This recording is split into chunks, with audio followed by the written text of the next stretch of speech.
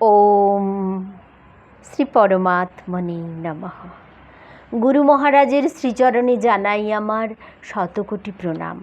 পরমহংস জ্ঞানানন্দ মহারাজ রচিত গিরি গঙ্গাধারা কাব্যগ্রন্থের রস্যই বিভাগের 10ম কবিতা ইঁদুর বাহন যার। এই কবিতায় যোগীবর বলেছেন, সিদ্ধিদাতা গণেশজির মাতা পার্বতী এবং বাহন হলো ইঁদুর। গণেশের মাতৃভক্তির কথা সকলেরই জানা, তাই মাতার আশীর্বাদে তিনি অগ্রপূজার অধিকারী। ইঁদুরই বা তার বাহন কেন? কারণ ইঁদুর উদ্যমী প্রাণী, সে পাহাড় পর্বতকেও সম্মুখে পেলে কুটকুট করে কাটে। তাই সিদ্ধিলাভের জন্য অতীব ধৈর্যের সাথে উদ্যমী হতে হয়, তবেই দেবতার অন্তরে জায়গা করা যায়। শুরু করছি রস্যই বিভাগের 10ম কবিতা ইঁদুর বাহন যার।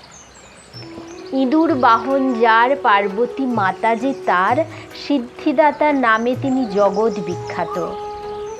একদন্ত মহাকায় যে তার শরণে যায়, তার প্রতি তিনি হন অতিশয় প্রীত। ভূমে গরীয়সী মাতা, স্বর্গাৎ উচ্চতর পিতা, প্রামাণ্য করিলেন নিজ আচরণে।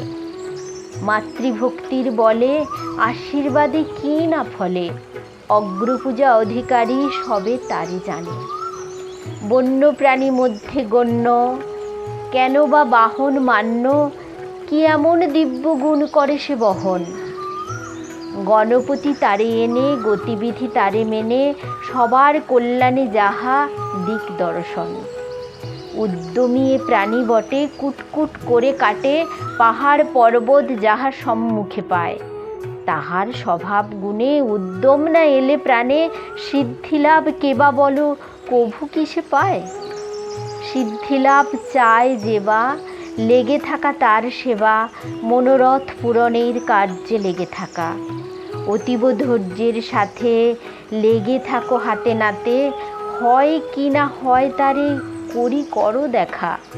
কত কত পশু পক্ষী দেবতার বাহন সাক্ষী, অনুভব করো তাহা রহস্য কি গুপ্ত।